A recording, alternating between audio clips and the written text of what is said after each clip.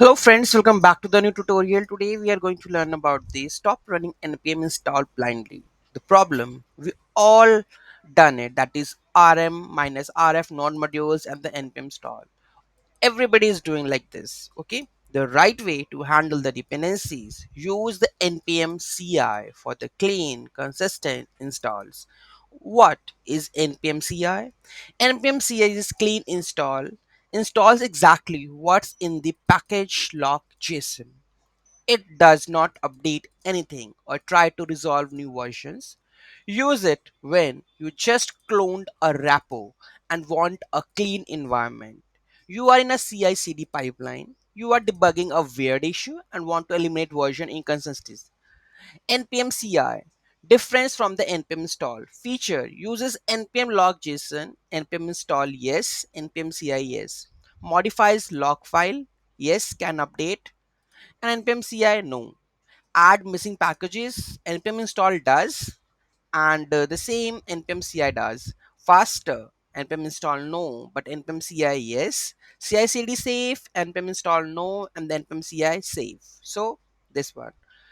Always commit package log JSON. Why? It ensures your app builds with the same versions of every package everywhere, that is local staging. If you don't commit it, you are playing semantic versioning routlet. Audit before you add a new package. How? Check what's outdated using the command npm outdated. Inspect a package before adding it. And if you do that, npm info, the package name, what you are going to check, that is what's the last update, community adoption, open issues, frequency of releases. Pro tip: lock dependency versions. In a package.json, avoid loose sandwich ranges like this. Use exact versions. Why? Prevent surprises from the transitive dependency updates. Safer CI/CD pipelines, more predictable builds. Okay, so there will be summary.